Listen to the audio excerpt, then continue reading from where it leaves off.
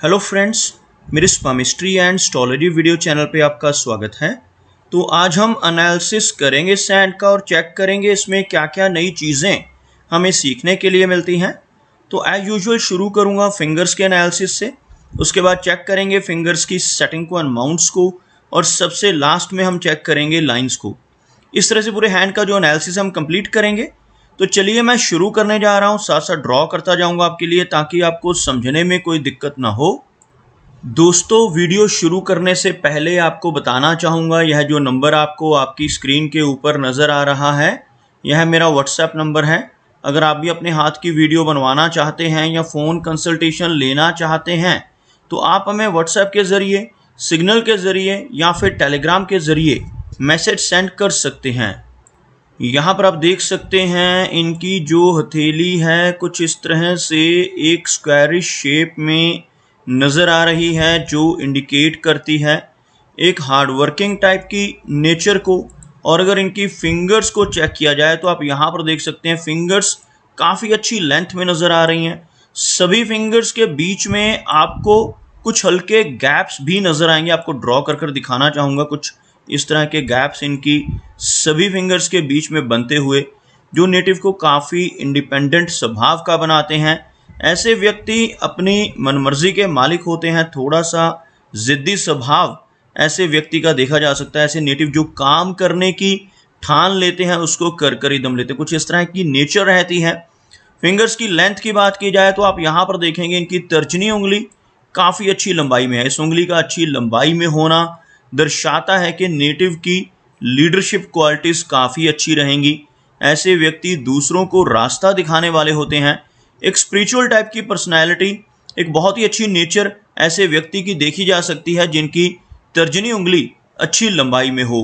अगर हम शनि फिंगर की बात करें तो आप देखेंगे शनि फिंगर बहुत अच्छी लेंथ में और बिल्कुल स्ट्रेट है, जिसकी वजह से नेटिव काफ़ी मेहनती नेचर का रहता है। ऐसे व्यक्ति डिसिप्लिन्ड होते हैं, एक अनुशासन प्रिया, एक न्याय प्रिया टाइप की पर्सनैलिटी रहती है। फिंगर के ऊपर आड़ी रेखाओं का बनना थोड़ी दिक्कतें भी नेटिव को लाइफ में देता है, लेकिन इस तरह की स्ट्रेट और थिक फिंगर का होना नेटिव को बहुत ही हार्ड वर्किंग बनाता है। और अपनी इन्हीं खूबियों की वजह से ऐसे व्यक्ति अपने जीवन में काफ़ी अच्छी तरक्की कर पाने में कामयाब रहते हैं। अगर हम सूर्य फिंगर की बात करें तो आप यहाँ पर देखेंगे सूर्य फिंगर लंबाई में काफ़ी अच्छी है। इस फिंगर की लेंथ को देखा जाए तो यह फिंगर आपको लगभग इनकी तर्जनी उंगली के इक्वल पहुँचती हुई नज़र आएगी। इस फिंगर का अधिक लंबाई में होना इंडिकेट करता है कि नेटिव रिस्क टेकर हो सकता है। ऐसे व्यक्ति जीवन में रिस्क लेने से नहीं घबराते और कई बार तो अपनी धन की इन्वेस्टमेंट्स के मामले में भी जीवन में रिस्क ले लेते हैं। ऐसे व्यक्ति अपने धन को ऐसी जगहों पर इन्वेस्ट कर सकते हैं जहां पर लॉस की संभावनाएं हों, जैसे शेयर मार्केट है, क्रिप्टो करेंसीज हैं, म्यूचुअल फंड्स हैं। ऐसी चीज़ों में भी इनकी रुचि देखी जा सकती है। काफ़ी अच्छी क्रिएटिविटी का लेवल ऐसे व्यक्ति का रहता है जिनकी सूर्य फिंगर अच्छी लंबाई में होती है। ऐसे व्यक्ति काफ़ी क्रिएटिव माइंडेड होते हैं। साथ ही साथ ऐसे व्यक्ति एक अच्छा सोशल सर्कल भी अपने जीवन में बना पाने में कामयाब रहते हैं। मरकरी फिंगर की बात की जाए तो यहाँ पर इनकी मरकरी फिंगर लो सेट होती हुई नज़र आ रही है। आपको एक लाइन ड्रॉ कर कर दिखाना चाहूँगा। यहाँ से अगर हम एक लाइन ड्रॉ करते हैं तो कुछ इस तरह की एक रेखा बनती हुई, जिसमें आप देखेंगे बाकी फिंगर्स के मुकाबले यह फिंगर आपको नीचे से शुरू होती नज़र आएगी, जबकि इनकी तर्जनी, इनकी शनि फिंगर और सूर्य फिंगर तीनों एक लाइन में काफ़ी ऊपर से शुरू हो रही हैं। इस फिंगर का लो सेट होना इंडिकेट करता है कि नेटिव की नेचर थोड़ी शाई रह सकती है। कई बार इस तरह की फिंगर होने की वजह से कॉन्फिडेंस में कमी भी आ जाती है। लेकिन आप यहाँ पर देखेंगे इनकी यह फिंगर लंबाई में कम नहीं है, लेंथ में यह फिंगर लगभग इनकी सूर्य फिंगर के टॉप फैलेंज के करीब पहुँचती हुई नज़र आ रही है। इस तरह की मरकरी फिंगर का होना इंडिकेट करता है कि नेटिव के कम्युनिकेशन स्किल्स अच्छे रहेंगे। ऐसे नेटिव का बिजनेस एक्यूमेन भी काफ़ी अच्छा देखा जा सकता है। चलिए आगे बढ़ते हैं और चेक करते हैं इनके सभी माउंट्स को। उसके बाद हम चेक करेंगे इनकी सभी रेखाओं को भी। तो यहाँ पर आप देख सकते हैं सबसे पहले इनके गुरु पर्वत को। गुरु पर्वत का जो एरिया है काफ़ी उभरा हुआ है। जिन लोगों का यह माउंट उभरा हुआ हो और यह बृहस्पति की फिंगर अच्छी लंबाई में हो, ऐसे व्यक्ति ज्ञानवान होते हैं, काफ़ी नॉलेजेबल पर्सनैलिटी ऐसे नेटिव की देखी जा सकती है। अपनी नॉलेज की वजह से ही 40 वर्ष की एज के बाद इन्हें समाज में काफ़ी अच्छा मान सम्मान भी मिलता है। ऐसे व्यक्ति दूसरों की मदद करने वाले होते हैं। एक सिंपैथेटिक स्वभाव ऐसे नेटिव का रहता है जिनका बृहस्पति माउंट उभरा हुआ हो। अगर हम बात करें इनके शनि की, शनि का एरिया हल्का फ्लैट नजर आ रहा है और शनि रेखा का यहाँ पर अभाव है। शनि रेखा का अभाव होना नेटिव को जीवन में काफी स्ट्रगल देता है। आपको बताना चाहूंगा किस रेखा को हम शनि रेखा कहते हैं। आपको सबसे पहले ड्रॉ कर बताना चाहूंगा शनि का एरिया कौन सा होता है। यह जो माउंट रहता है मध्यमा उंगली के नीचे का, इसको शनि माउंट कहा जाता है। अगर हथेली में कहीं से भी कोई रेखा चलकर यहाँ तक पहुँच जाए, जैसे आमतौर पर यहाँ से एक रेखा चलकर शनि माउंट तक पहुँचती है, ऐसी रेखा जिन लोगों के हाथ में होती है, ऐसे व्यक्ति को ज़्यादा मेहनत नहीं करनी पड़ती क्योंकि भाग्य साथ देता है और काफ़ी काम नेटिव के भाग्य के बल पर बन जाते हैं। लेकिन अगर इस तरह की कोई भी रेखा हाथ में मौजूद ना हो तो जीवन में स्ट्रगल रहती है और ऐसे व्यक्ति को अपना भाग्य खुद से अपनी मेहनत के बलबूते पर बनाना पड़ता है। तो यहाँ पर शनि कमज़ोर होते हुए नजर आ रहे हैं। आप देख सकते हैं एक आड़ी रेखा आपको यहाँ नजर आएगी और कुछ बारीक रेखाएं इस तरह से एक अधूरा गर्डल ऑफ वीनस बनाती हुई नजर आ रही है। ऐसा एक अर्धचंद्रमा का जो चिन्ह यहाँ पर बन रहा है, इसको पार्शियल गर्डल ऑफ वीनस यानी कि आंशिक शुक्र वलय कहा जाता है। इस तरह का आंशिक शुक्र वलय यहाँ पर होना नेटिव के क्रिएटिविटी के लेवल को तो काफ़ी एनहांस करेगा, लेकिन साथ ही साथ मूडी टाइप की नेचर भी नेटिव की बन जाती है। ऐसे व्यक्ति का मूड कभी अचानक बहुत अच्छा हो जाता है, कभी बहुत ज़्यादा खराब हो जाता है, जिसे हम मूड स्विंग्स की दिक्कत कह सकते हैं।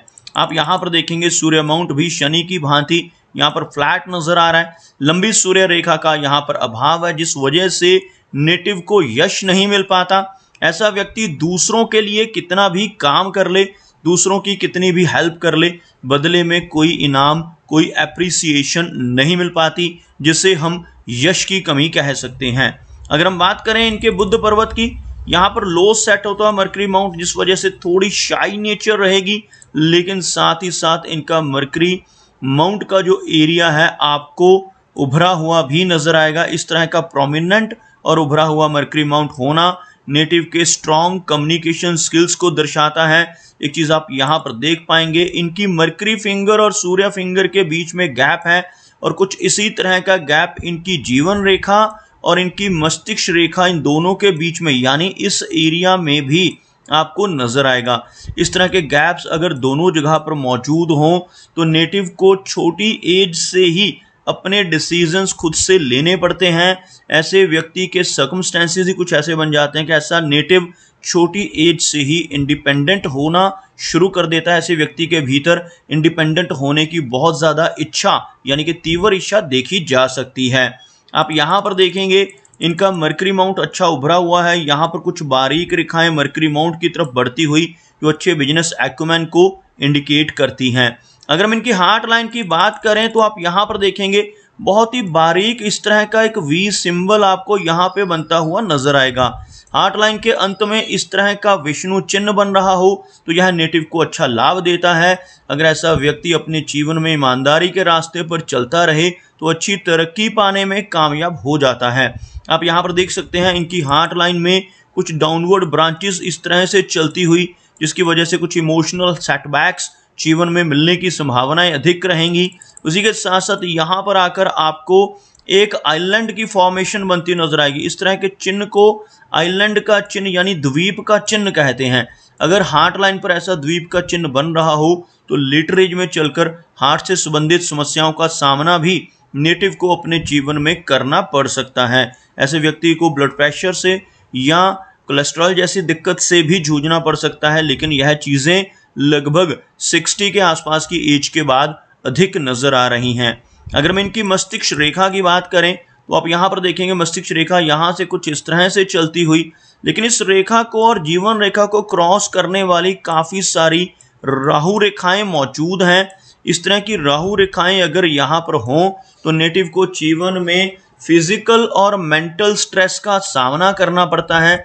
ऐसे व्यक्ति को किसी न किसी वजह से तनाव का सामना भी अपने जीवन में करना पड़ सकता है और जब जीवन रेखा भी इस तरह की राहु रेखाओं से कट रही हो तो नेटिव को किसी न किसी तरह की चोट या एक्सीडेंट्स का सामना भी अपने जीवन में करना पड़ सकता है। ओवरऑल मस्तिष्क रेखा लंबाई में अच्छी है, लेकिन राहु रेखाओं की वजह से थोड़ा स्ट्रेस या तनाव इनको जीवन में रहने की संभावनाएं दिखाई पड़ रही हैं। अगर हम बात करें यहाँ पर इनकी लाइन ऑफ लाइफ की, तो आप यहाँ पर देखेंगे लाइफ लाइन कुछ इस तरह से आगे बढ़ रही है और अंत में एक ब्रांच बाहर की तरफ निकलती हुई भी, जिस वजह से लंबी दूरी की यात्राएं करने का मौका मिलेगा।